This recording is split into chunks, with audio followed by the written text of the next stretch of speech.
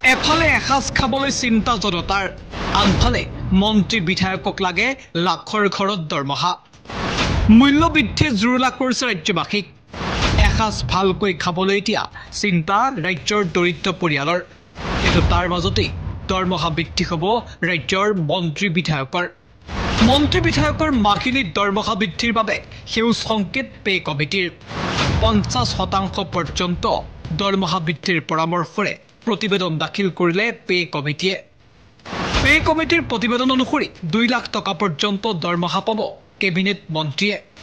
বৃদ্ধি পাব মুখ্যমন্ত্ৰী বিধানসভাৰ অধ্যক্ষৰো দৰমহা। ৰাজ্যত এতিয়া অত্যাৱশ্যকীয় সামগ্ৰীৰ মূল্য বৃদ্ধি। ৰাজ্যজুৰি বিভিন্ন সময়ত প্ৰতিবাদ অব্যাহত আছে। স্মাৰ্ট মিটাৰৰ পৰা আৰম্ভ কৰি পেট্ৰল, ডিজেল, আনকি শাক পাচলি কিনি খাবলৈ এতিয়া মানুহে চিন্তা কৰিবলগীয়া পৰিস্থিতিৰ সৃষ্টি হৈছে। স্মাৰ্ট মিটাৰে জনতাক কি ধৰণে জুৰুলা কৰিছে সেয়া আৰু বেলেগে কোৱাৰ কোনো প্ৰয়োজন নাই। এফালে জনতাই আকাশলংঘী মূল্য বৃদ্ধিত অতিষ্ঠ হৈছে আৰু আনফালে ৰাজ্যৰ মন্ত্ৰী বিধায়কৰ দৰমহা বৃদ্ধিৰ বাবে পে কমিটিৰ সেউজ সংকেত। যিটো সময়ত ৰাজ্য চৰকাৰ 1 লাখ কোটিৰো অধিক ধাৰত পোত গৈ আছে, সেই সময়তেই ৰাজ্যৰ মন্ত্ৰী বিধায়কৰ দৰমহা বৃদ্ধিৰ বাবে সেউজ সংকেত আহিছে পে কমিটিৰ ফালৰ পৰা। ইতিমধ্যে মাত্ৰ কিছুদিন পূৰ্বে যেতিয়া দৰমহাৰ প্ৰসংগ উত্থাপন হৈছিল, ৰাজ্যজুৰি বিতৰ্কত সোমাই পৰিছিল চৰকাৰ। কিন্তু কিছুদিন সকলো স্তব্ধ হৈ পৰিছিল। কিন্তু শেহতীয়াকৈ পে কমিটিয়ে ৰাজ্যৰ মন্ত্ৰী বিধায়কৰ দৰমহা বৃদ্ধিৰ বাবে সেউজ সংকেত জাৰি কৰিছে।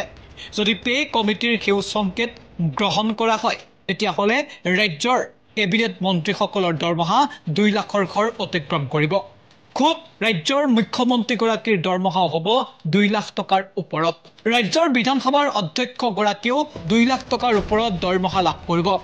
একেদৰে অসমৰ বিধায়কসকলেও পাব লাখ টকাৰ ওপৰত দৰমহা। জনতাই এফালে মূল্য বৃদ্ধিত অতিষ্ঠ হৈ প্ৰতিবাদ অব্যাহত ৰাখিছে আৰু আনফালে মন্ত্ৰী বিধায়কৰ দৰমহা বৃদ্ধিৰ প্ৰসংগ ৰাজ্যজুৰি চৰ্চাত। ৰাজ্যজুৰি এতিয়া এই খবৰ বিয়পি পৰাৰ লগে লগে প্ৰতিক্ৰিয়াৰ সৃষ্টি হৈছে।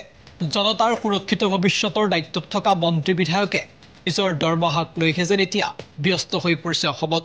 বাকী যিয়েই নহওক, পিছে পে কমিটিৰ সেউজ সংকেতৰ পাছত এতিয়া দৰমহা বৃদ্ধি হয় নে নহয় সেয়া পৰৱৰ্তী সময়ত হ'ব লক্ষণীয়। নিউজ ডেস্ক, এনি টক্স।